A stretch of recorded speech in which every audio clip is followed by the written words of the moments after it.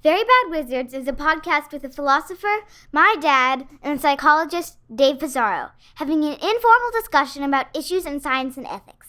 Please note that the discussion contains bad words that I'm not allowed to say, and knowing my dad, some very inappropriate jokes. We're Americans. We don't quit just because we're wrong. We just keep doing the wrong thing until it turns out right. The great boss has spoken. Pay no attention to that man behind the curtain.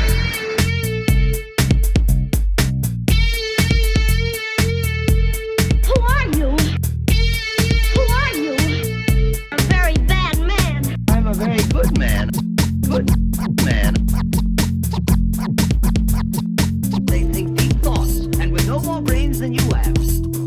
Pay no attention to that man. Anybody can have a brain. You're a very bad man.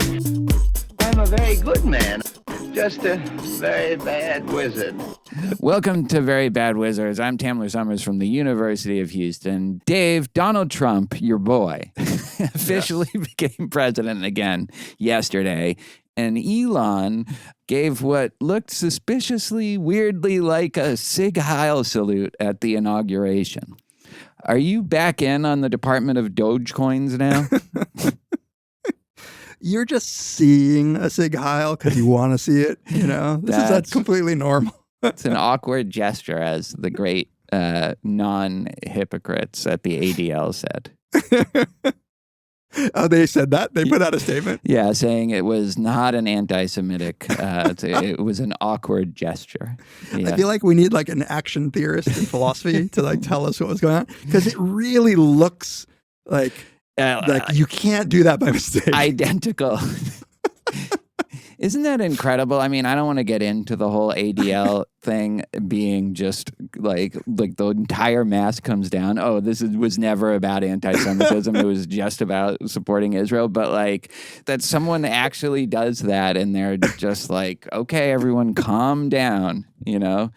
It's not like somebody said free Palestine or anything. Like, right. It's just a Hitler salute. That's it. It's such like Dr. Strangelove vibes. Yes, mein Führer. I mean, Mr. President. It's like if that gesture comes so easily to you, it's like white people who say the N-word by mistake. You know, it's kind of there, top of mind. It was. I don't even understand the thing that it was it was by like accident, autistic. but he should have known or something like that. It's like, this has already happened. People already kind of think this about him. Why would you then do it if you didn't mean to? And I know it's because he's on the spectrum and he has and he Asperger's. did it twice, though. Did you see the clip? Like, he does it twice. Like this. It's almost as if to say, if you thought that first one was an awkward gesture, let me do it again. Yeah. No, it is. It's almost like people are underreacting to it based on how I thought they would react to it. Like, it's just a guy at the inauguration giving, so, you know, dark places, I guess. Very dark. I saw someone posted, can you give a Pulitzer just for a headline?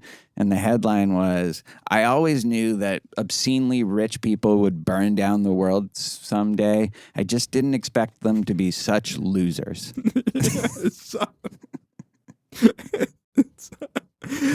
Mark Zuckerberg wearing his gold chain with his like Jerry curls. Melania Trump looking like Christopher Lloyd from Roger Rabbit. Totally. Doom. Remember me, Eddie, the tune that killed your brother. Yeah, that's a really good movie, actually. It's so good. It's really, really good. Yeah. I recently listened to the audiobook of the book it was based on, which is also weirdly good. I didn't know it was even based on a book. Yeah, I know. That's great. Yeah, it's like a noir, you know, but like the guy's like, I'm going to do a noir, but with fucking cartoons that live in the real world. It's one of those like weird things where like it did something pretty much new, like in a feature film, to integrate cartoon animation and real life, and like it just kind of finished it. Like nobody has ever even tried to really top it. Yeah, there was like a Space Jam, maybe. Yeah, I guess. But it's just like that wasn't more like they didn't do that aspect of it better. Better, like, the not at all. technology was just kind of perfect. Plus they had rights to all the characters. Incredible. That will never happen again. Yeah. That will just never happen. No. You know, Donald Duck and Daffy Duck playing the piano next to each other. Like, You remember when people used to ask us to do something that we could do without swearing, like a non-explicit version? That would be a good candidate. yeah, it's That'd be fun. Very Bad Wizards Jr. Totally holds up too. So a couple of years ago, like it's great. Yeah, same here. Bob Hoskins, really, really good. Does that kind of noir Chinatown thing really well. And then what's her name? Who's the voice of Jessica Rabbit? But I think Kathleen Turner. Yeah. So in the second segment, we're going to talk about, this is the first psychology entry into the Back to Basics series, right? Yeah. So it's an age-old question now on the nature of perception. Is it the case that what you believe, desire, are motivated to do, high-level knowledge, does that stuff work its way down into like really low-level perceptual stuff? Like, does it change what you see if you want to see it? Yeah. Excited to talk about it, have some mixed feelings about all the stuff that you gave me, but that should be fun. First, another terrible thing that happened last week, and actually one that moved me emotionally in a way that doesn't happen to me normally when, it's actually never happened to me when someone famous dies, is David Lynch died. No. And so I guess you suggested we talk about David Lynch and why he meant so much to so many people, including me. Yeah. So when I saw it happen, as with many of your friends and some of our listeners, we immediately thought, "Oh shit, I got to reach out to Tamler." And so I just wanted to hear you talk about him, because although I'm a David Lynch fan, nobody I know is a fan like you are. So publicly and have been for a very long time. Been not his number one fan, because he actually has like incredibly devoted and interesting fans and people who write about him. But I think, you know, the thing that made him special for me, if I had to pick one person that just reoriented and enriched my way of approaching film and art, it's David Lynch. And we always talk about this, right? When we talk about a Borges story, or just like a Kafka, like The Trial or The Metamorphosis, or just most of the movies we cover, like to see these things not as something to figure out or get to the bottom of what they're trying to say, but as more of like a living thing and an ongoing conversation between the viewer or reader and the work, and also the people and other people, right? Like the viewer and for movies, the viewer and other viewers. Like nobody gives that sense of aliveness,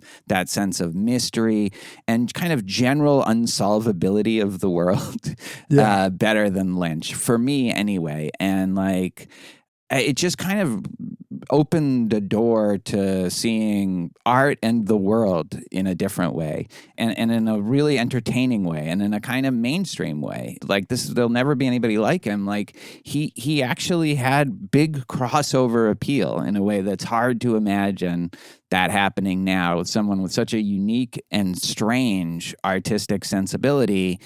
It just, like he's really something. He's his own thing.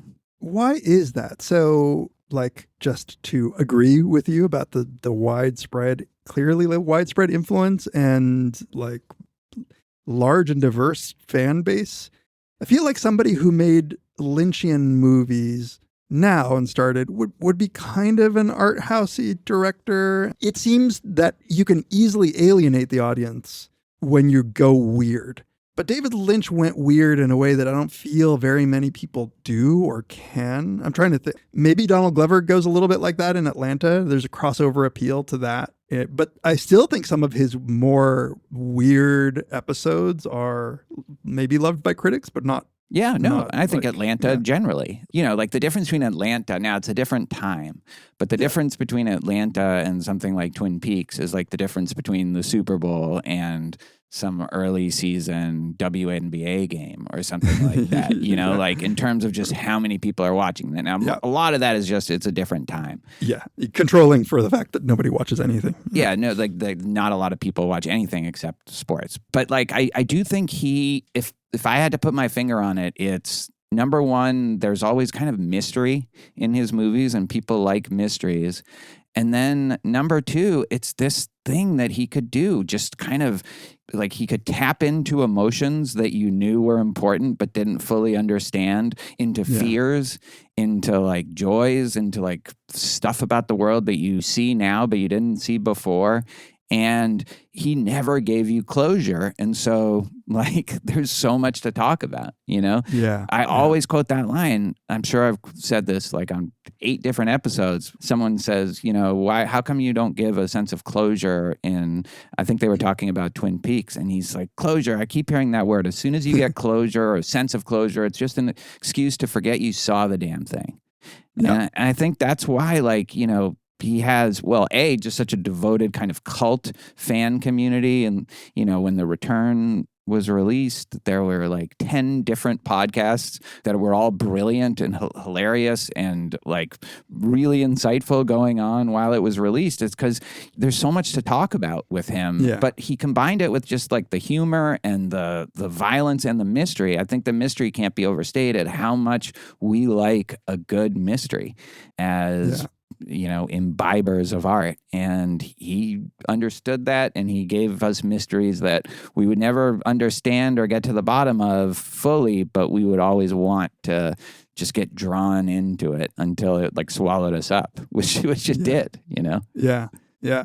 When I think of what he's doing, you said something about this when we were talking about Wizard of Oz, that it's something that gets at your unconscious, like it gets at you at some deep level. And I always feel like he knew how to like poke your soul, kind of like just poke at it with a single scene. You just be like, why is that? Yeah. Why is that getting it? Why is that so powerful? Like, for example, the diner scene in Mulholland Drive.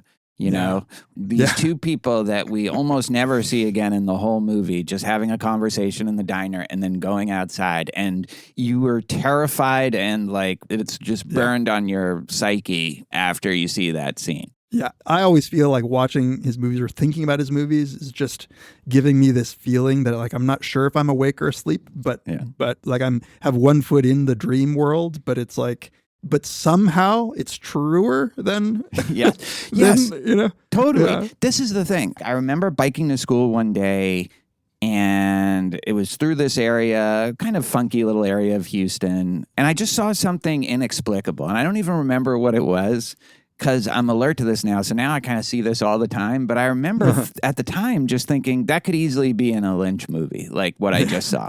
And then that's when it hit me that actually the world is kind of Lynchian. And this would relate to our second segment maybe. But I feel like we filter out the weirdness of the world. Yeah. But once you don't do that, you see crazy shit all the time. Yeah. And it's like he alerts you to that. Even when you don't even realize that he does. And his movies are just like, this is what the world is when you remove your filter. You know, obviously it's not an identical representation of that, but like I think he just like he alerts you to this kind of fundamental strangeness of our actual lives and experiences. Yeah. And I know it's maybe obvious, but like he didn't have to do it with anything like that like there's no, it's not like he's special effects guru who's like figuring out how to like create these images. But there's one thing that I've been wanting to talk to you about this because I want to know whether you feel the same way. There is something about Lynch to me, even though his movies are sometimes dark and real fucked up, like the Twin Peaks plot line is dark and fucked up, Yeah. Twin Peaks Fire Walk With Me is one of the most horrifying and like darkest stories you could tell. But there is a sincerity to Lynch, he's not cynical. He's not like, I don't know. There's just something in his characters. He's not mocking the people who are happy-go-lucky. He's not mocking the nice things. I mean, I think it's really hard to be dark in that kind of way without being just kind of like nasty about life and existence. Yeah. No, that's the other thing. I think you put your finger on it exactly. He has like a combination of like this genuinely sincere hokiness, like aw-shucksness, this guy from Montana, to the point of corniness, which he really is.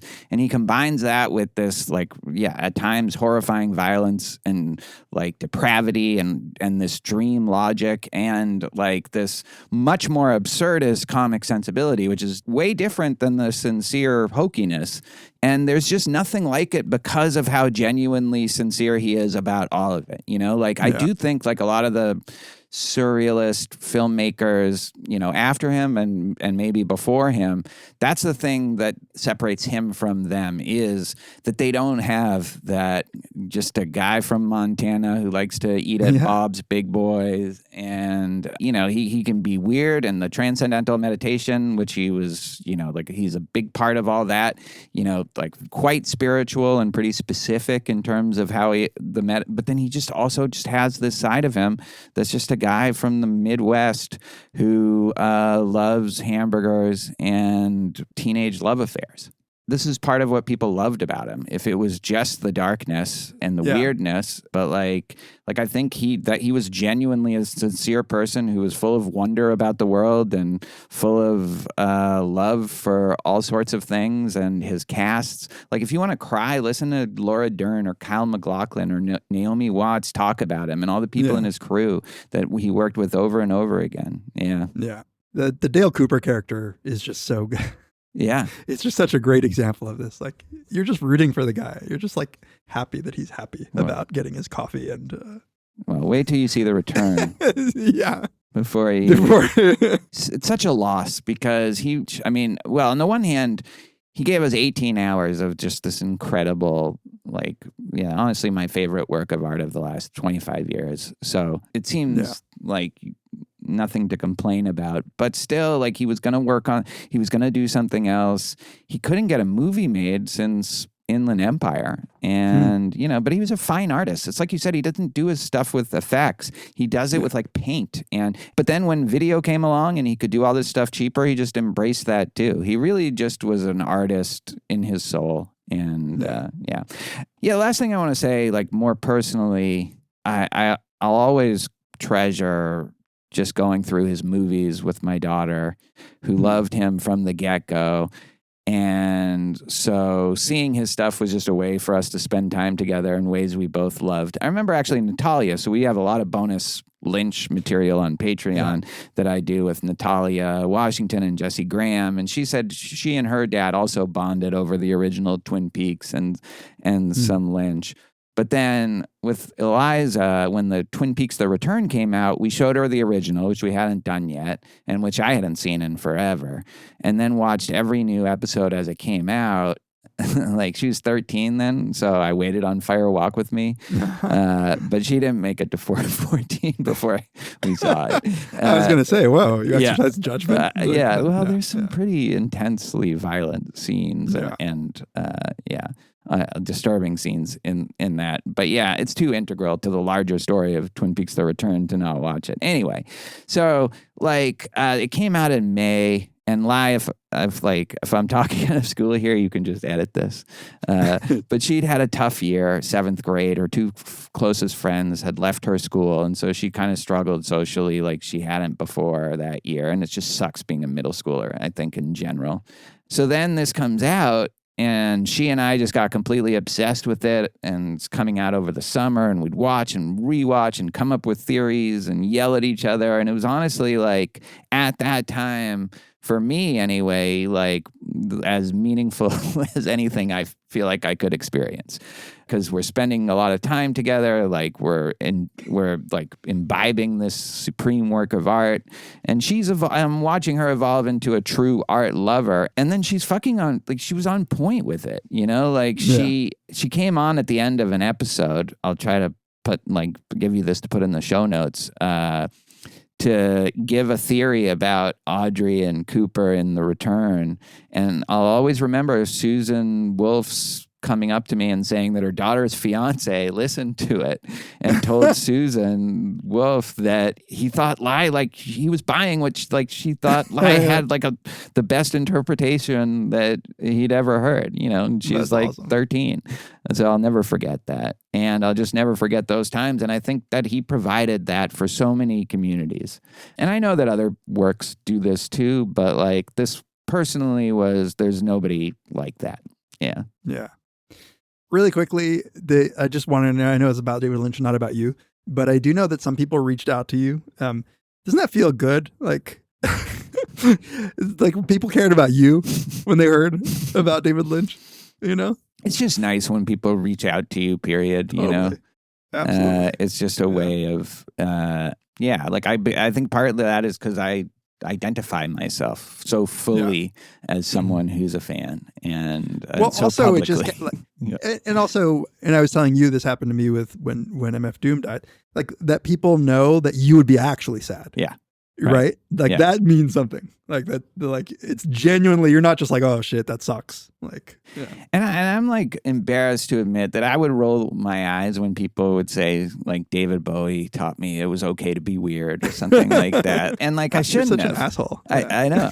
And I think I wasn't being as sincere and appreciative as a David Lynch would be when I would do that. Right. And then and as often with these things, it's oh, I get it now, Yeah. So yeah, if you don't know David Lynch and you want to watch him, what would you, of the movies you've seen, what would you recommend? Seriously, I would say just start at Twin Peaks. I feel like that's the place to start before you go to the movies.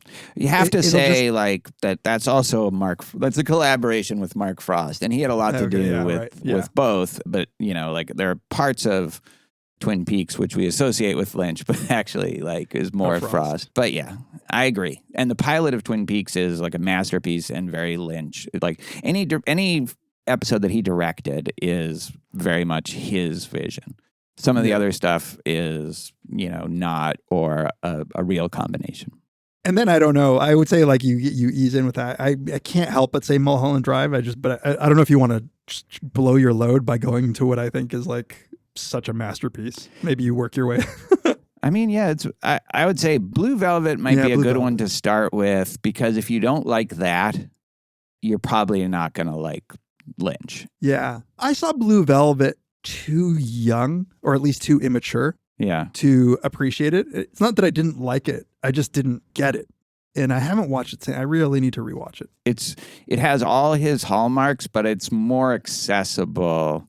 It doesn't as obviously take place in a dream world as a Mulholland Drive or Lost Highway or Inland Empire, which are all great, but it's also it has his perfect combination of it's super funny, really disturbing, and like Twin Peaks, especially the original, shows kind of the underbelly. You have the two sides of him, the hokey small town corniness and the dark underbelly, but in a way that isn't a cliched thing. It just kind of all integrates perfectly, and it's great.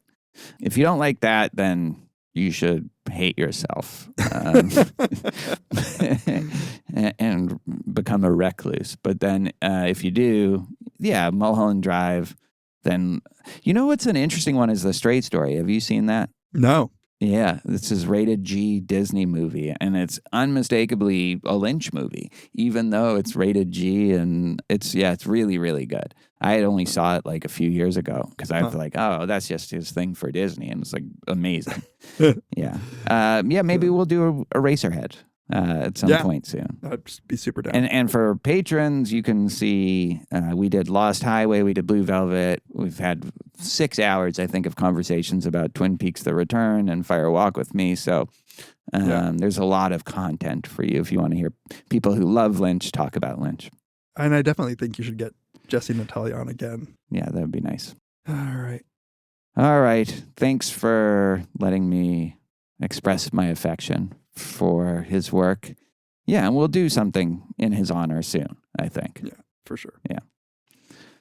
All right, we'll be right back for our Back to Basics Psychology Edition on top-down perception. Back to basics. I really need to come up with a logo.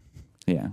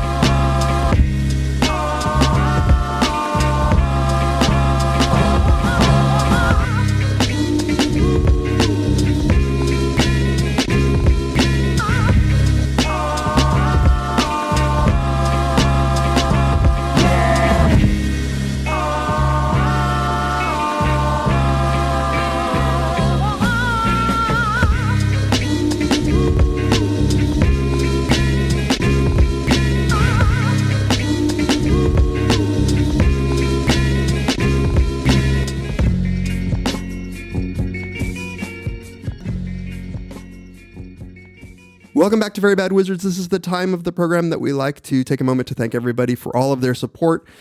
We especially appreciate the way that our community reaches out to us. We really enjoy reading all your messages and all of your feedback. If you want to reach out to us, you can email us verybadwizards@gmail.com. You can tweet or blue sky to us at Tamler, at Peas, or at Very Bad Wizards. If you are on Reddit and you want to join in discussions of each episode with other listeners, you can go to reddit.com/r/verybadwizards. You can follow us on Instagram at verybadwizards. You can also, if you find it in your heart, give us a rating on Apple Podcasts or leave a review. You can also listen and subscribe on Spotify and leave comments there. If you want to support us in more tangible ways, we very much appreciate that. As you know, we don't do ads anymore, and so we are solely supported by the generosity of our listeners. You can go to our support page and find ways to help us out there. You can donate to us one time via PayPal. You can buy some swag, or you can join our Patreon. And we finally kicked in as of February 1st. We have moved to a monthly tier system. We've been in a per episode tier system up until now, but at the request of Patreon, and I think it makes sense for us, we are moving to the monthly system. So that means that at $2 per month and up, you get access to all of our episodes ad-free. So even though we're not running ads currently, you get access to the back catalog with no ads on it. You also get compilations of my beats that I've put together. What used to be our $2 per episode tier will now be moving as of March 1st. We'll be moving to $5 a month. So rather than just doubling at $4 a month, we're going to move to $5 a month. We hope, given what I'm about to tell you is in this tier, that this is a reasonable move to do a increase of $1. So I hope all our listeners are okay with that. But yeah, this tier, you'll get access to all of the bonus content that we've put out, literally hundreds of hours of bonus content of us talking about TV shows, movies, having other guests on. You get access to our Deadwood podcast, The Ambulators, that we're very, very proud of. You also, I don't think we announced this officially, or that we may have mentioned it last episode, but we wanted to remind people we are going to be doing a Severance podcast series with Paul Bloom. So we're really excited about that. In fact, in a few days, we'll be recording with Paul, covering the first 3 episodes of Severance. So by that time, 3 episodes will have been released. And following that, we'll be covering each podcast episode will cover 2 episodes of Severance. So every other week, we'll have a new discussion on the TV show Severance. If you don't know about it, check it out. If you're interested in anything like that, it's really, really good. So we hope that we get people listening and excited about that. At $10 a month and up, you get all of that, but you get extra bonus stuff. So you get access to our 5-part Brothers Karamazov series. You get all my intro psych video lectures, and you get access to a couple of lectures of Tamler's on Plato's Symposium. And you get to vote on an episode topic. So a couple of times a year, we solicit ideas for topics, and at this tier, you get to vote on which of those topics we end up doing. And finally, at $20 a month and up, you get access to all of that. Plus, you get to ask us anything every month. Once a month, we'll do an Ask Us Anything. We do an Ask Us Anything series. Everybody at the bonus tier, at the $5 per month and up, gets to listen to it. But at this tier, you get to ask us a question and you get access to us answering it on video for what that's worth. But let me just say that at every tier, anybody who supports us in any way, even if you've just given a little bit on a PayPal donation one time, it all means like a great deal to us. We wouldn't be able to continue doing this if it weren't for that support. So we appreciate it. Thank you, everybody. And now back to the episode. All right, so let's get to Back to Basics Psychology Edition. I'm actually surprised that this is the first psychology edition. That goes to show you my memory. Two, right? Two. We've only done two. So today we're discussing this big question in really cognitive psychology, but cognitive science writ large. So it's a question that philosophers, linguists, a lot of people care about, because I think it gets to the heart of the question about how the mind is organized. Fundamentally, how does the mind work? And so this question is one of top-down influences on perception. So as we said in the intro, basically what this is trying to figure out is whether or not what you believe can affect what you see. Like at a real basic level, are we potentially seeing different things, you and I, if we have different desires or beliefs or motivations? Or is basic visual, well, in this case, visual perception, and I should say we're going to be talking mostly about visual perception, is it protected from this stuff? Is it the case that, as many people argue, that visual perception is encapsulated, it's protected from these beliefs, and that you and I receive the same perceptual experiences from the world around us, and then things like memory and judgment and attention, all of those things, we might have completely different processes that kick in. But when I see a square, can I believe that you see a square, even though you really want to see a triangle? So that's at the heart of this question. How much of our perception is infused by what are these higher order cognitive processes? And that's why it's called top down. It's because beliefs, desires, motivations are considered higher order processes than just raw perception. Exactly. And that's I'm glad you brought it up, because I always have to explain this to my intro psych students, like why it sounds like you're throwing shade when you're calling something a lower order process. Mm-hmm. But it's really just a matter of like, what is the most basic process? Like collecting information from the world around us via our senses is like the most basic of processes. Okay, so here's a little bit of a history about this topic. So in the 1940s, there was this sort of movement that started with one paper by a psychologist named Jerome Bruner and Goodman in 1947, who did this like really clever set of experiments. What they purported to show was that the size of coins would appear different to kids who were poor versus those who were rich. And their thinking was, well, for poorer kids, like money just looms large in their mind. Like 25 cents means a lot more to somebody who barely has anything than it does to a rich person. So maybe the coin actually looks larger. So they did some experiment. They did one experiment where they just asked like kids. They brought in like 30 kids. It was pretty low end. And they asked them to report the size of a penny, a nickel, a dime, a quarter, and a 50-cent piece. And what they found was, on average, poor kids estimated a larger size for those coins. For all of them, or just the bigger? Like on average, I think the biggest action was in the 25-cent coin. What is it? Like, how do you report how large a coin is? Yeah, it's a good question. So what they did specifically was they had a little machine that was like a little aperture that you could open or close, and it shone a beam of light onto a surface. And so by turning the knob, it would just make that circle of light bigger or smaller. Okay. And so they had the kids actually use that knob and say, okay, how big is it? Then they would measure how big they made it.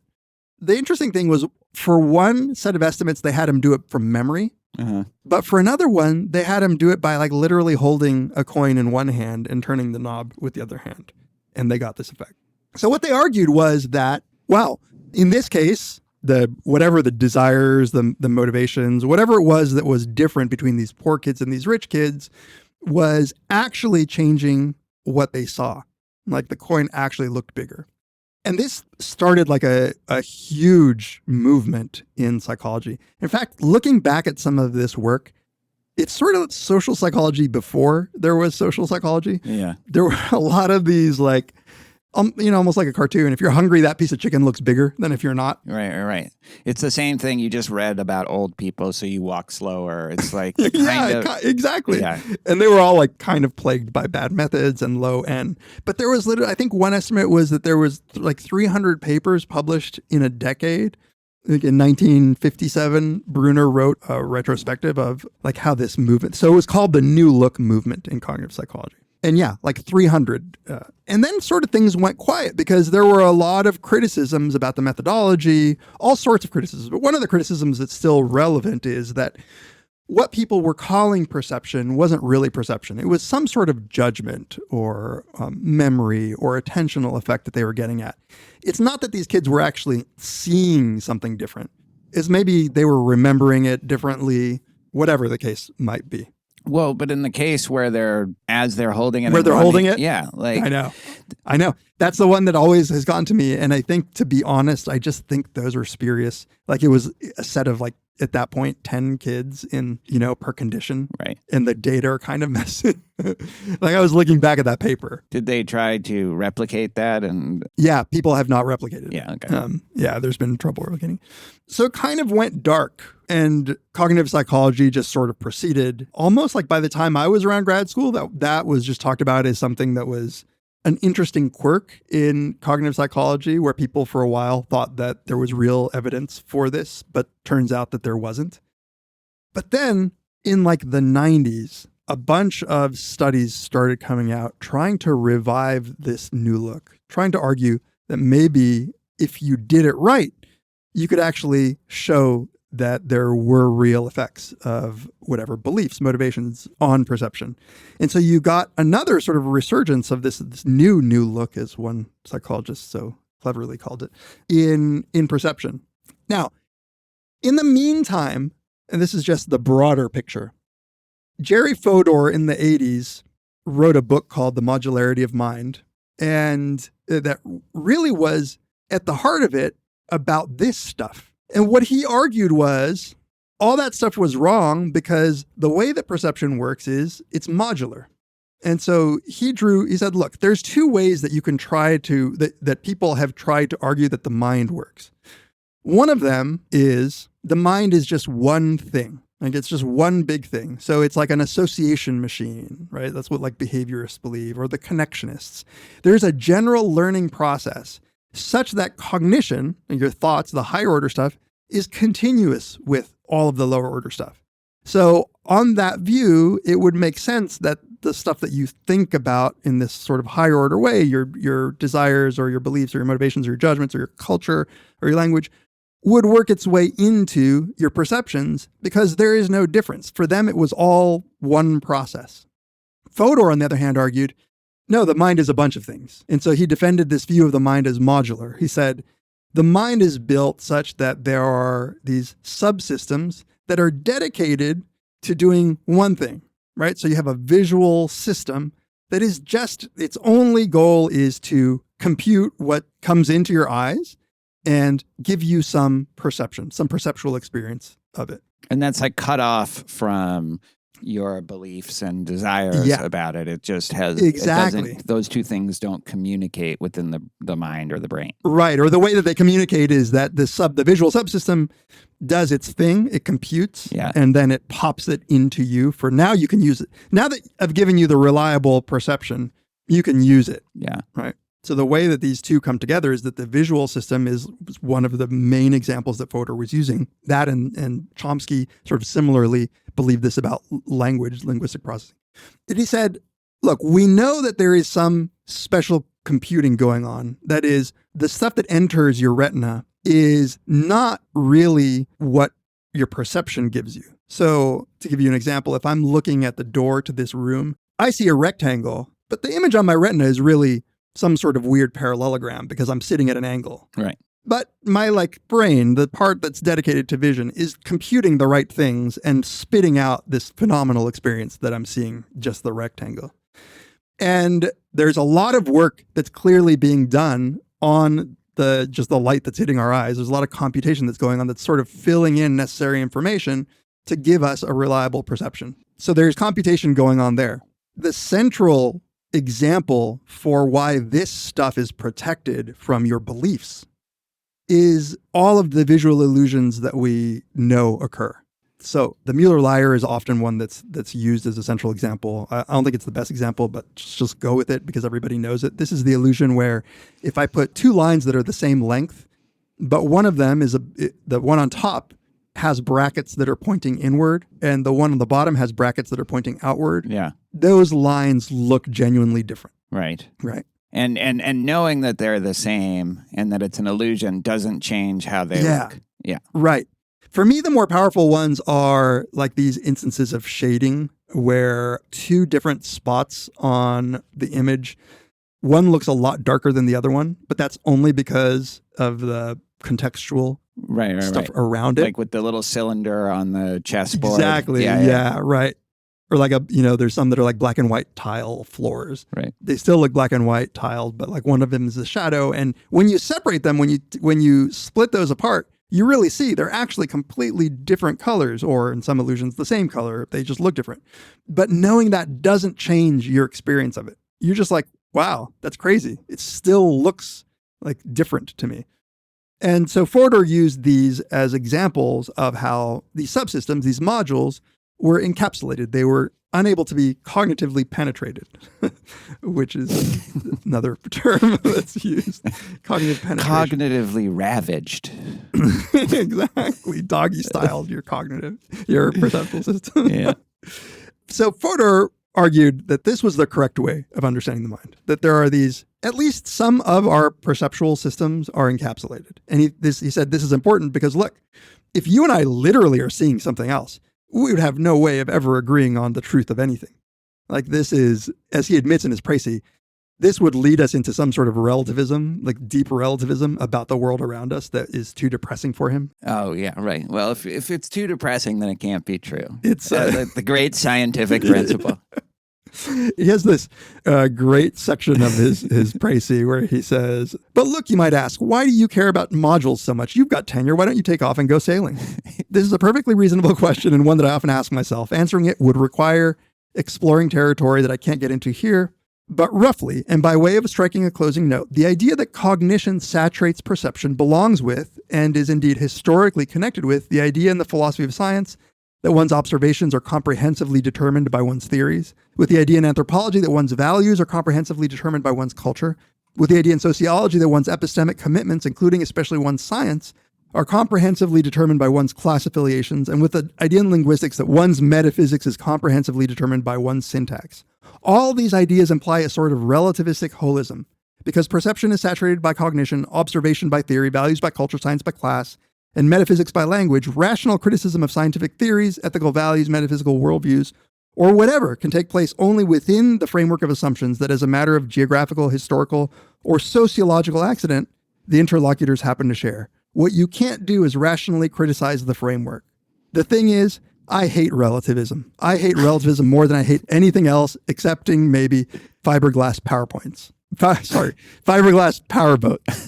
More to the point, I think that relativism is very probably false. That would seem more to the point than how... That would be, yeah. I can't believe that that's okay to say by a very well-known and beloved philosopher who's a great writer, but the fact that is supposed to be in some way compelling to somebody who just doesn't hate relativism, or maybe they even like fiberglass PowerPoints or boats, powerboats. Yeah.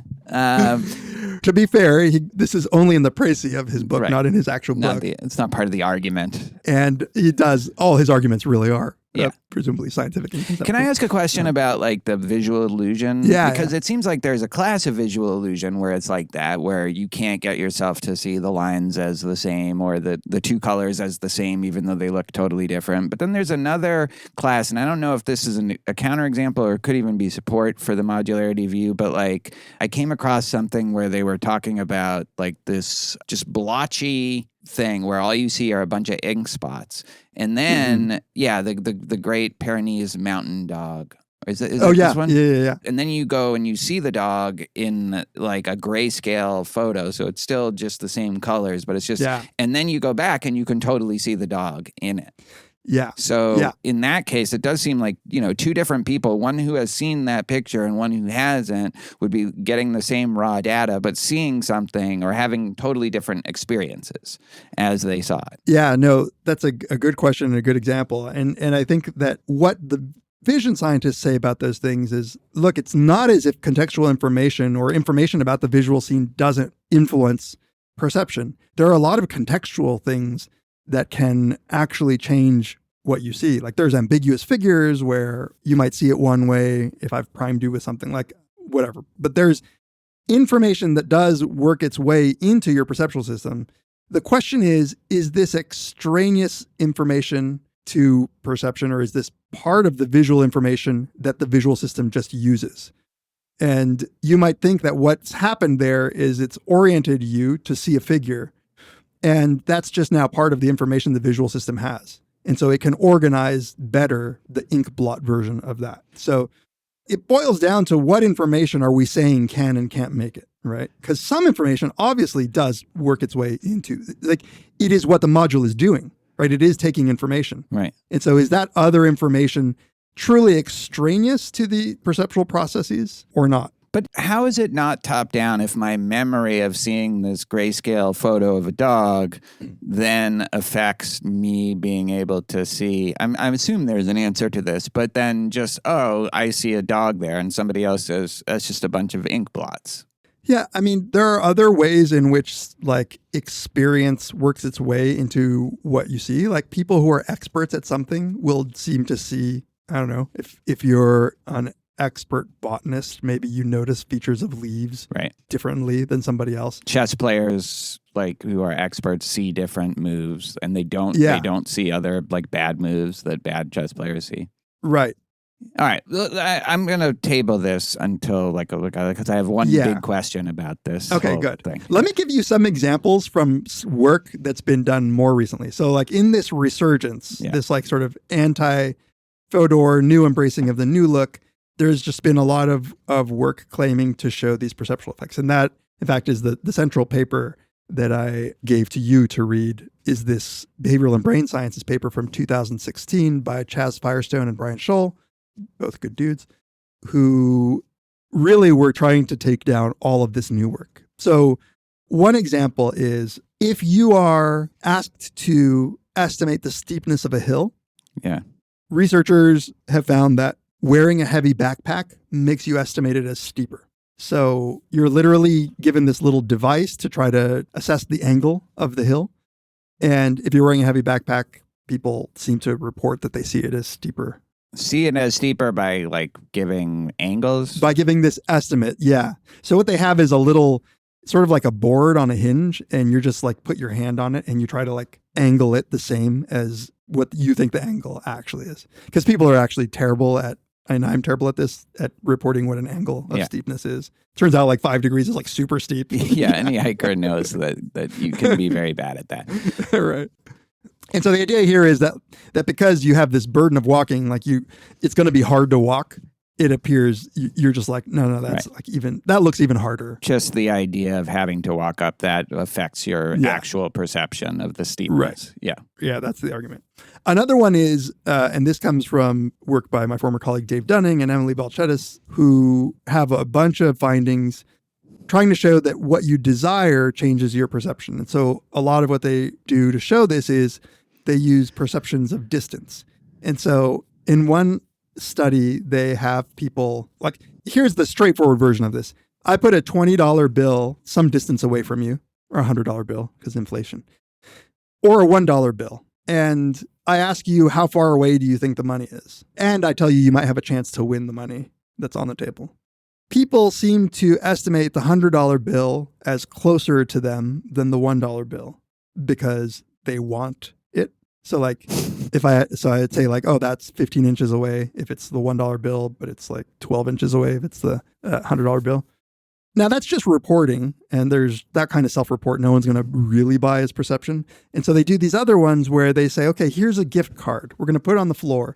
The gift card has like $50 on it, and you can win it in one condition. Another condition, it's an empty gift card. There's no money on it. And they have you stand at some distance away from it and toss a beanbag to get as close to the gift card as you can, right? It's like cornhole, but for gift cards. This is like, psychologists are just like, they just like to watch like poor people scramble for like $20 bills and gift cards like Squid Game. Like that's like what's clear Beast. from this research. But anyway, yeah keep going. Yeah. And so it turns out that people undershoot more if it's a valuable gift card because on the story, they think it's closer to them. And so on, like a lot of these effects, like hundreds. What's so, even as someone initially prone to believe the general idea of top-down effects, the experiments just seem to presume that we're such fucking simpletons. It's like, oh, big money, me want, closer. Oh, heavy, steeper. Like, we're just like, it's just kind of unbelievable the way in which they try to show this. Like, I have sympathy with Scholl and Firestone and just thinking this is not great evidence for that view. Right. This is why I thought you might like this paper, even though I knew. Yeah. I know that you'd be motivated to believe the other thing. But this paper I like it a lot because they are making general methodological critiques to all this work. So they're like, look, there's hundreds of papers, hundreds of studies that have been done in the last, 20 years trying to show this. And we're going to argue that like all of them are wrong. But we're going to do that by showing that with a few basic critiques to the methodology, all of these effects go away. And so a lot of it is just saying like, look, this is just like flawed by demand effects, for instance. Like, what does the experimenter really want me to say here, right? Or some of them are, as they argue, are just actually conflating judgment, right? It's a judgment when I say how far something is. And just because I'm throwing it doesn't mean it's not a judgment. It's not that we're seeing it. And so, one of the things I think they say is like, seriously, put a $100 bill and a $1 bill in front of you right now. Like, does it like at equal distance? Are you telling me that you're actually going to see? Like, if these were real effects, it shouldn't be that difficult to demonstrate. You shouldn't need like the fancy beanbag toss. It should be like visual illusions where if it's really affecting your perception should be like, yeah, no, like those really do look farther. This looks farther than this. Right. Yeah. So like as one of the commentators says, it's one thing to show that these studies, like some social psychology studies, don't actually demonstrate what they purport to demonstrate. But they seem to draw the conclusion that cognition, well, this is the title of their BBS paper, cognition does not affect perception. And so and that's the leap that doesn't seem justified, and maybe they don't even intend for it to be justified, although one of the responders seemed to think that that's what their agenda was. But it's true that I was unconvinced based on their description of some of these studies that they showed what they, any kind of top-down perception. But number two, like you said, they give all these like really useful pitfalls that just make this debate a lot more complex in terms of like, okay, that's not perception, that's attention, that's how you attend to things, or that's a judgment based on a perception. But then that leads me to a question about how much of this is really a debate about words rather than a debate about how the mind is organized. Right. But we can talk about that when you're done with this. Yeah. I mean, I think I'm pretty much done aside from like giving some other crazy examples. Yeah. So what are some other ones?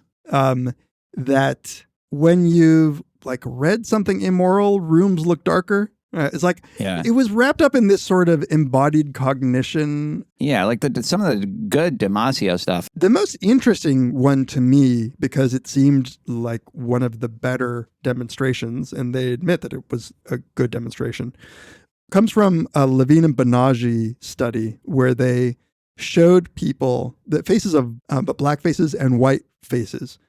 And they made sure that the luminance of the two faces was the same. So they basically corrected to make sure that both of them had equal brightness across the image, equal levels of white. But one was black? But one face was the face of a black person. They had black person features and all that. So when you look at the black face, it looks darker. It actually looks darker than the white face does. And so what they argue is that the categorization, the judgment that you've made that this is the face of a black person is infusing your perception, that it's actually making you see that image as darker, even though, look, we clearly, like we have you done the right corrections on software to make sure that the average luminance is the same. And so this meets one of the criteria that Firestone and Scholl are saying, like we should be able to see it. Like if these things are really affecting perception, it shouldn't be hard to demonstrate it, right? And this is the thing about vision science. A lot of these studies, like that Brian Scholl does on perceptions of causality, where he animates, for instance, two balls on the screen. So one ball is going across the screen and it looks to make contact with the other ball and the other ball takes off. Yeah. Like we can't help but think that ball A hit ball B and caused ball B to launch. Like it just looks causal. Yeah. If he changes it slightly so that ball B takes off right before it gets hit by ball A, it looks animate. It looks like that ball decided to leave. Right. Right? It's like being chased. And so all you have to do, and I remember talking to him about this, I was like, for a lot of these studies, like with visual illusions, it's so obvious that the effect is there. Why do you need to run subjects? Right. Like all you have to do is show it to a reviewer and it'd be like, oh yeah, you're right. Right. Yes. Great And question. you don't get that in all of these other things. All of these other purported instances of cognition, higher order cognition affecting perception doesn't work. But this one does work. This one really does look, the black faces really do look darker. And so they themselves ran some studies to try to disentangle what was happening. And what they showed is that even though it's the average luminance of the image is the same across, the shadows that are falling on the black face, like in the particular way that they're falling, actually do make it look darker. What do you mean the shadows? So they're taking the average luminance of the two figures, but there's still variability in how much light is on any given spot. Oh, I see. So under your cheeks, right? Like you look at me right now, I'm lit in a particular way. Sorry, listeners can't see it, but Tamler's looking at me and you'll see that there's going to be more shadows under my eye because the way the light's bouncing. The black images have a different pattern of this distribution of light. And so what they said is, okay, if it really is the judgment that this is a black face that's causing it to look darker, then let's blur it so that you can't even tell what race the people are. Mm-hmm. Blur the white and black faces so that you can't tell whether it's a black or a white person, and then see whether it looks darker. And what they found was it just so happens that the pattern of lighting on a face with black features is different. And so it just looks darker. And you don't need race information for it to look darker. It's just like a low-level feature that is actually different in the two images.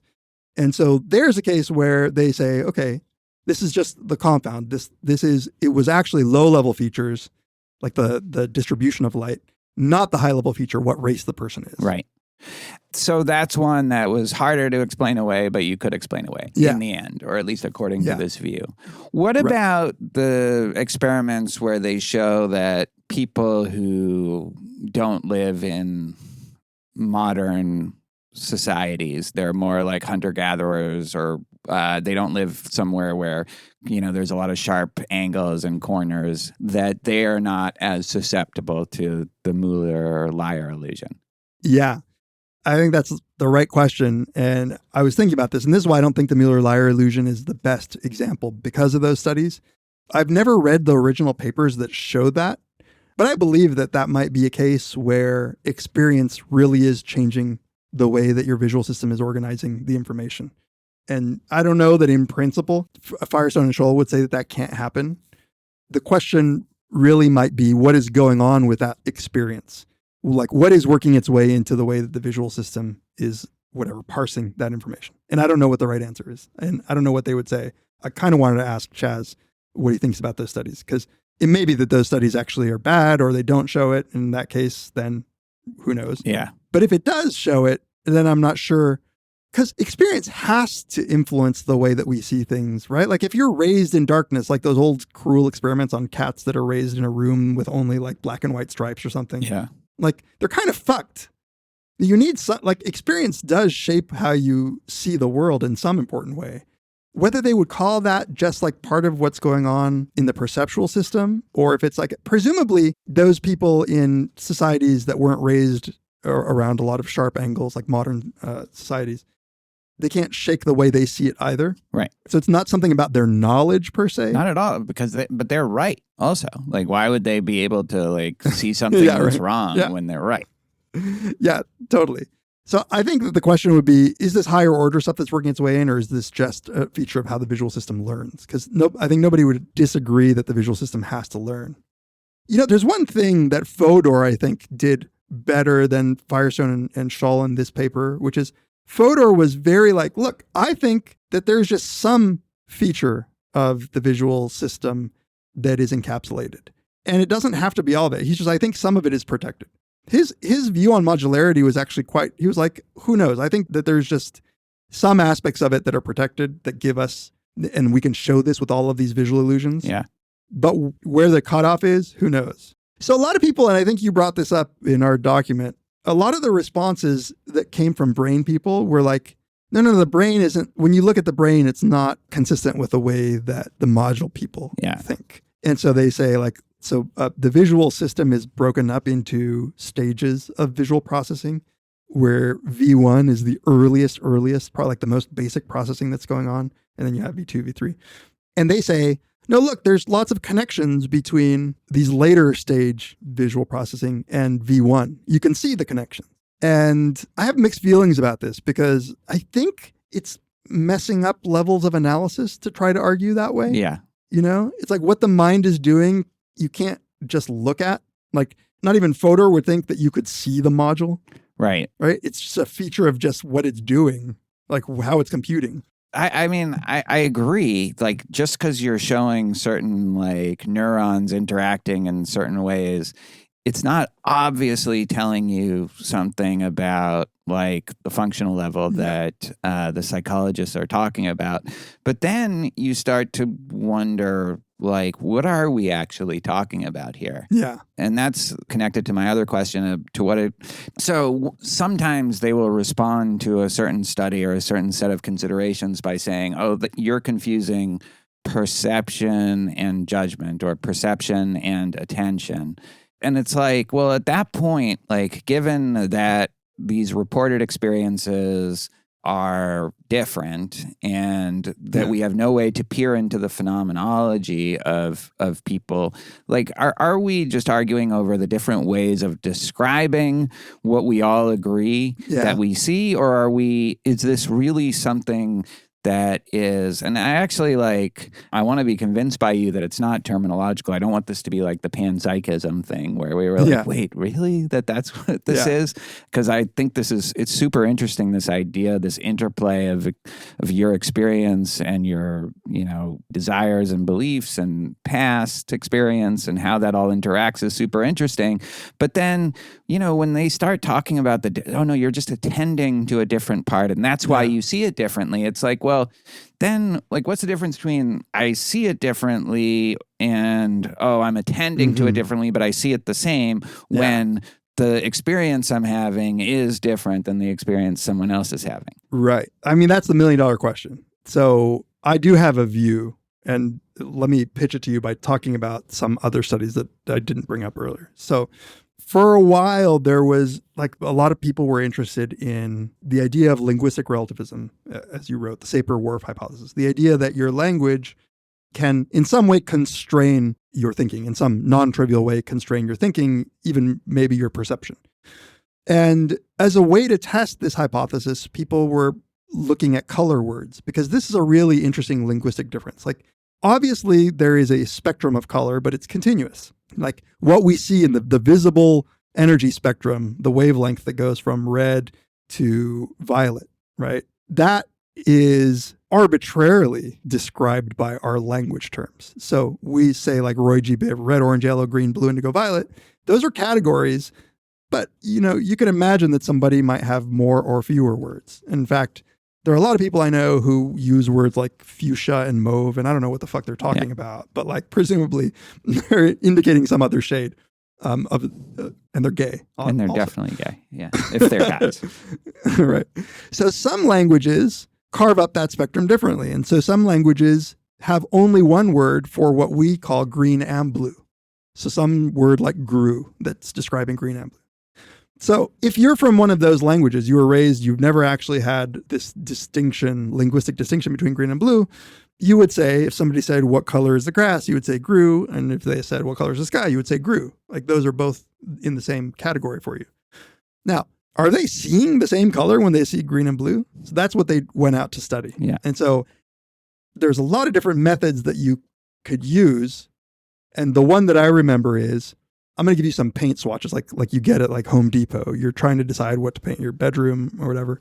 And so you get a bunch of these little cards with colors on it. If I just say, organize these into piles where the same colors are in one pile. So for you and me, red, green, and blue would be 3 different piles. But for the people with the language of grew, they put blue and green in the same pile. And so some people argued, see, they're not seeing a difference. Yeah. Like they're actually not seeing. Well, none of these studies turn out to be very satisfying if what you really want to argue is that they're seeing a different color. They all relied somehow on judgment and categorization and memory of colors.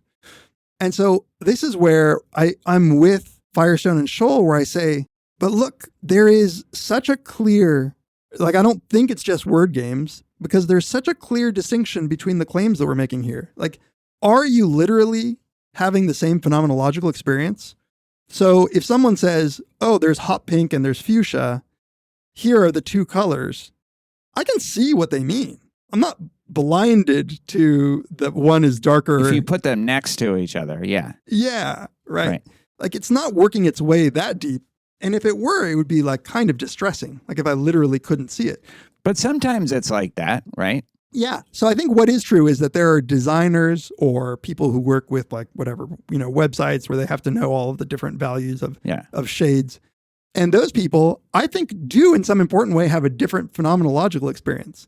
They are seeing differences and they're remembering them, they're encoding them, they're categorizing them, they're attending to different features. Like I was going to say with the botanist who's looking at a garden or whatever, they're seeing things in a way that I'm using the term seeing. Like it seems as if attention, memory, categorization, judgment, all of those things are different for them. But if they pick up a leaf and they pick up another leaf and they say, look at the difference between these 2 leaves. I've never noticed it before. I don't know about these 2 different plants. If they point it out, pretty sure I could see it. And so it's more than just a folk psychological term that seeing is different than attending and judging. I think it really is the case that those are meaningfully different categories of phenomenal experience. But it's surprisingly hard to isolate though. Sometimes like what that difference actually is, even though I kind of share your intuition that there ought to be some way to do it. Yeah. And okay, so here, like attention is one of those really low level things that is nonetheless higher level than perception, at least on this view.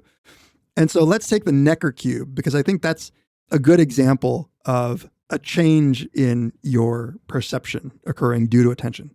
So if you don't know, the Necker cube is that illustration of a cube that looks to be in like 3D, like when you're a kid and you learn how to draw like a 3D cube. It's like that. But sometimes it looks like the inside of a room with a corner sort of in the back. And sometimes it looks like the outside. Like it's like you're looking at the cube. Yeah, of like a dice or something. Like, yeah, exactly. And it turns out that you can willfully change what you see by attending to different parts of that cube. And so I can, and this is just shown from research, like I don't know which parts, but if they direct you to look at this corner, for instance, then it really does look like a dice that you're looking at from above. But if I draw your attention to this corner of the image, then it really looks like the inside of a room that's square or that's cube. And there's a case where the distinctions even matter for the people who are arguing against farcical, because it's a meaningful thing to say, when I attend to this, all of a sudden it looks different. Right. Because like that thing that you're saying that looks different, that's the perception that they're talking about.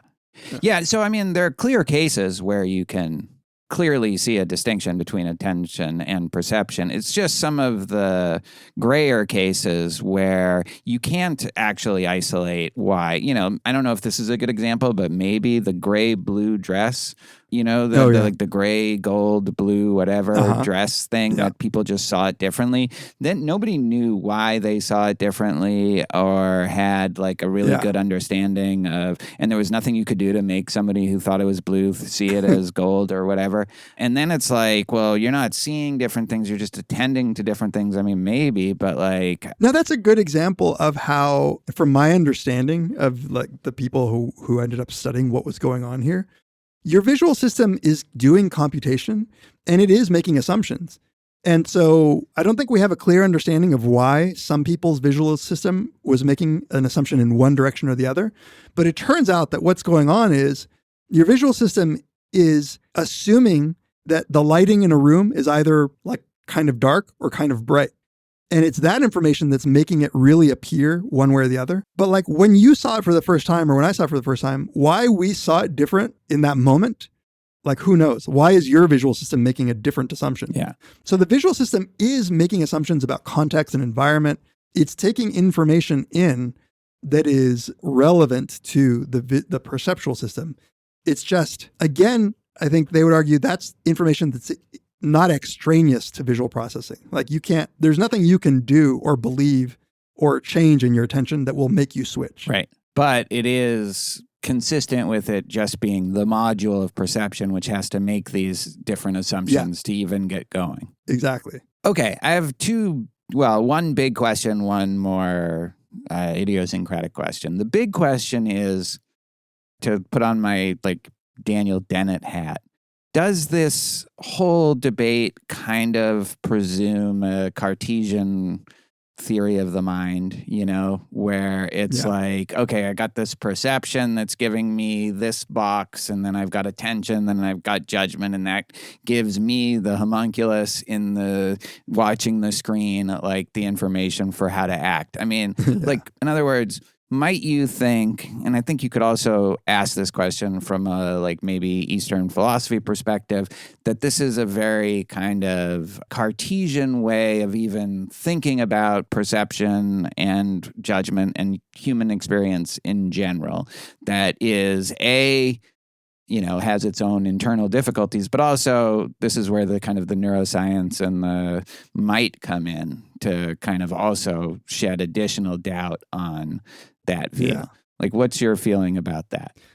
Yeah, I mean, it's super interesting. Okay, so I don't know that particular concern is special to this view of the mind, because just to the whole debate, I mean, even just the whole. Oh, I see. Yeah, that's it would be a concern that says, like, you could only have this debate if you had this very implausible Cartesian theory of mind view. Yeah. You know, if what you're saying, like whatever the opposite of the Cartesian view of the mind, like what does it do with, because I think this is at heart a question of how is the mind producing a particular phenomenology? So what is going on that the inputs from the world are causing me to experience this, to truly experience the color red or whatever? Like if that's Cartesian, then I don't know how to get around it. Like that we do have like phenomenological experiences of what we see. I can't shake that. And I would think that even in, like a Buddhist would say, yeah, but that phenomenology is misleading. But in saying that, you have to admit that there is a phenomenology, that it can be the proper subject of either introspection or thought or theorizing, right? Yeah, I mean, just set the Buddhism aside. Like, I want to say something about that later, and just think about it, you know, like the kind of Dennett not Churchland's, because it doesn't have to be like a limitivist view of consciousness or anything like that, but more just like, we know the mind doesn't work like there's this little man like inside of you, like a little miniature Dave Pizarro in your brain, just getting all this information and assembling it to give, or your brain is assembling all this information to give you this holistic picture. We just know that's not the case. Nothing supports that view, even though it might feel that way sometimes. So does the debate kind of assume that something we know is false just because it doesn't have any real scientific backing, and it is not even clear how that could possibly work because we don't understand consciousness at all? Like, is this debate dependent on something that we might kind of already know is deeply implausible?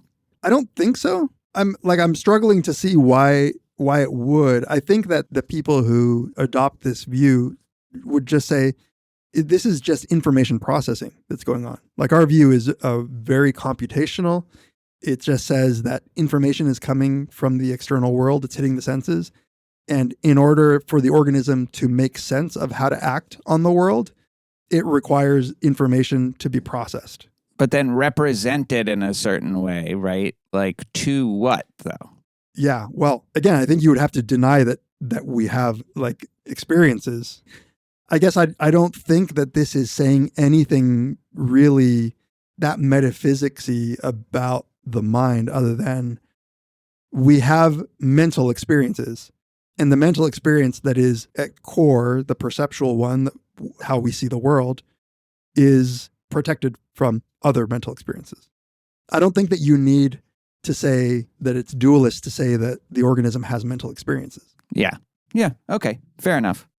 The other question I have that's more idiosyncratic to me, and I just don't even know, I imagine there's a lot of research done, and probably most or all of it bad, on like meditators with some of this work.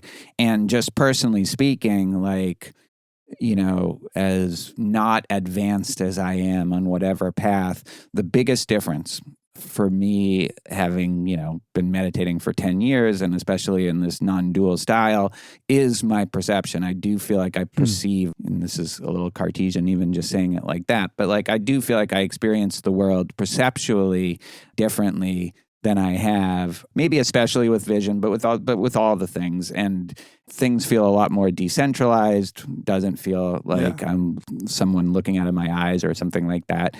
Mm-hmm. And this is a result of presumably of practice and whatever, all this other stuff, reading and assembling a whole understanding of what's going on. And the interesting thing about it is, it's because it's so non-conceptual, like, it's very gradual, the change, and it doesn't, it can be prompted by something somebody says, but often it's just, all of a sudden, it just like occurs to you as you're staring at a tree or something like that, Mm-hmm. And I think part of it, in the way they try to describe it, is a matter of attention. You're attending more to space than to objects, and that allows you to not think of yourself as some separate object the more you do it, and also self-inquiry kind of. So all this stuff seems like it would be very much in line with a top-down approach, where through practice, through theorizing, through just everyday like changes in how you behave and how you understand things, you now have a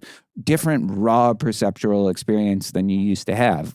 Setting aside whether it's a more accurate one or less accurate, it's definitely different. So yeah. Okay, I have some thoughts about it, but not having the experiences that you've had also makes me feel like I'm speaking out of my ass a little bit. But to take a step back, I think this is where, if I had a critique of this paper, it would be that there is all of the things that I was talking about, saying that those color experiments where language might affect what you attend to, what you remember, what you categorize, all of those mental processes really can be changed in deep and important ways. So sometimes when I teach about this, I tell my class, like, sure, if I showed you a square, you'd see it as a square no matter what. But if you're attending to a different feature of it, you actually categorizing it differently. Like, I think a lot of what it sounds like goes on in your practice is eliminating categories, like not reifying categories, right? So I could just see it and say, those are just 4 lines. Like square is a word and a category that I've used. Yeah. And I think that if whatever we call top-down process can infuse itself throughout all of that mental experience, then that's an important and like interesting thing about the mind. Like I might still insist, or they might, that there is this part of your visual system that's not actually getting changed. But I think, I don't know whether that's true, right? You know, like, what do I know? And even if that were true, it wouldn't affect, like that would be an empirical question that was disconnected from experience in some significant way. Right. And so all of those things can impact phenomenology, like the holistic experience of what's going on, in such a way that I think this debate actually is about such a small slice of mental processes. I think if I talking to Chaz, he would say, yeah, of course, we're not talking about that. But it really is painted as like such a fundamental piece of the mind that people are crazy for thinking that their experience can change lower level things. But there's a ton of lower level things that might not be just super duper specific to the visual system's output that are affected. Yeah. And even this kind of categorizing of lower level and higher level and, you know, talk about reification. Right. Like our categories, like I kind of buy what, you know, that there is such a sharp divide in seeing versus the other things. But all of the categories that I'm using for experience, like, I don't know, like what is judgment and memory and you know, I think we're on some safe ground with attention, but even then, if you get into the attention literature, you start getting confused real quickly as to what is what. Sure. There are clear paradigm cases where you can say, oh, that's different. But then as soon as you get into the more boundary cases, it becomes really hard. And it makes you think, at least made me think, wait, maybe the way we're conceptualizing this is what's getting us into these difficulties. Yeah. And so here's like my beef, to kind of repeat what I just said, but hopefully in a better way. These arguments about modularity or encapsulation of the visual system really do have importance because they're supposed to tie into these broader views of the mind. And the broader view of the mind that people who believe this also is a broader view of the mind that believes in a fixed human nature, in the modularity view. It's like Evo psych. Yeah, the modularity people tend to be nativists. Yeah. They tend to have a particular view about genetics. Like there's all kinds of beliefs that go along with that, not that are entailed by this view at all, but that just sort of go along with it. On the other side, the people who tend to believe that top-down effects do work, they're more likely to be some sort of associationists, some sort of like, they believe in statistical learning. They're more empiricists than they are nativists. They're more behaviorists. Crazy relativists. Crazy relativists. Who like fiberglass PowerPoint. Yeah.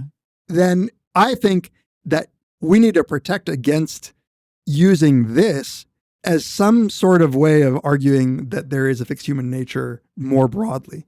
Because to get back to the linguistic relativism and the cultures that have different words for colors, if having different words for colors means that I tend to remember, categorize, and judge things very differently, then that really matters. Yeah. Like that's a huge thing. And I think it gives short shrift to all of those things mattering to focus so much on this one aspect. In other words, I think we need to be careful to not think that this view of perception ties necessarily to all of these other things and ignore the fact that experience and culture and whatever might really, really matter so deeply that it's true that encountering people from other cultures, that you might encounter a radically different way of experiencing the world. Yeah, right. So it's a very local question and a very kind of, in some sense, smaller question and that's a perfect way of putting it. Like, okay, so all these other things, your experiences, your desires, your culture can affect your judgment, your attendance, so your self-reports of what you think of it. Yeah. You're like all of that. If that makes a difference, that's huge. That's arguably like way more important than the fact that there might be this one little thing, this kind of, you know, that is just one part of your experience, tiny part in some sense of your experience that is immune from those things, unpenetrated. Right. Yeah. Exactly. And Fodor, I think himself later on saw that people were taking this modularity view and applying it so widely to the way the mind works that what he called massive modularity, the massive modularity hypothesis. Steve Pinker wrote a book called How the Mind Works that you could argue is an example of this. And this bugged Fodor so much that he wrote a book called The Mind Doesn't Work That Way. Yeah, right. Yeah. And they're both such modularity of mind people, so it's funny. Yeah. No, that's a really good point. You have this, like I said, a local thesis about a very specific aspect of perception, and then you go from that to like women wear sluttier clothes when they're ovulating or something like that. Like those two things are not connected. I want to be very clear that Chaz Firestone is not that kind of guy at all. These are real vision nerds, but yeah, like we should guard against that because it's ridiculous. Not even for its political incorrectness, just because it's ridiculous. But I think this is like the Sillins paper that you put in the Slack. When he starts talking about the epistemic implications of these views, he makes the good point that even if the Firestones and Scholes are right, there's still huge epistemic problems based exactly on what you said, that all these other things are changing, even if raw perception under their kind of framework isn't. And also that if there is cognitive penetration, it's not always a bad thing epistemically in terms of what you know. Right. There's so much that where we need that top-down information to work to make like the right judgments. The other thing I was going to say is that I don't know how good a job they do in this paper. Maybe you can answer for me, but this really is an argument about vision. And so to refer to it as are there top-down effects on perception broadly is, I think, a bit misleading as well, because I think you really would need other arguments and other data to try to show that this is true or not true. There is, I think, a response from somebody who argues that, like everything they say is true for auditory perception as well. Like, so they're on the modularity boat for auditory perception. But taste is an interesting one where I actually don't know about, but there's plenty of research at least purporting to show that knowledge influences taste. It's got to be true. It feels like. Yeah, right. Where even like the stuff where you just like put a different label on a bottle of wine. Yeah. Or just discriminating between like which bourbon, is this a different bourbon than the last one based on your... Yes. Yeah. And so is that just attention? Oh, you're able to pay attention to the like after whatever. I don't know. But just because you make a case for vision doesn't mean that you've made a case for perception writ large. Yeah. Maybe we could wrap up, but there was one example in the Sillins paper, which I think he just made up, but that just seems so like this must happen all the time. This is on page 15 at the top. Suppose that Jill antecedently has an unjustified belief that Jack is angry at her, where as a result of top-down effect from her belief, Jack actually does look angry at her when she next sees him. In response to her experience, Jill reaffirms her belief. So he's using this in a different way to try to figure out to what extent these might affect, like epistemically, how justified your beliefs are. I just thought that example was so perfect because I think that's got to happen all the time. If I think Jen is mad at me and she walks in the room with like an otherwise probably normal expression, I will literally say like, why, like, why are you still mad? Like, or something like that. And she'll be like, I'm not mad. And I'm like, yes, you are. Let's just have it out, if you have to. And I just feel like that stuff and how you describe something like that, that's a difference in attention or that's a difference in judgment. That would be, I guess, judgment. Right. But like... Yeah, but does it matter? Does it really matter? She looks mad to me. Totally. Yeah. In fact, there are some studies that show... Okay, here is the method. So I give you a little video, like just a really short video of somebody who moves from a neutral face to an angry face. Yeah. And you have a little slider where you slide it manually and you see the face changing. And the question that they ask is, at what point does the face start to look angry? Yeah. And this is work from Paula Niedenthal and her colleagues. What they show is that if I've made you angry already, you see it earlier. Like exactly what Sillins is saying. So like you make the judgment that anger is on the face sooner than somebody who's not angry. Now, again, judgment, perception, Right. really, like I have them the same as you. Like I swear I see it as Yeah. angry. And maybe it does actually feed into maybe they get angry because we're insisting they're angry. Yeah, well, that You know? definitely happens. I knew it. And then I'm just right. That's I reaffirmed. knew you were mad. All right. Well, this was fun. This was super interesting. Good. More psychology, back to basics. It's too much prep. It is. Let's do philosophy. All right. Join us next time on Very Bad Wizards. The great Oz has spoken. Pay no attention to that man behind the curtain. Who are you? Who are you? A very bad man. I'm a very good man. Good man. They think deep thoughts, and with no more brains than you have. Pay no attention to that man. Anybody can have a brain. You're a very bad man. I'm a very good man. Just a very bad wizard.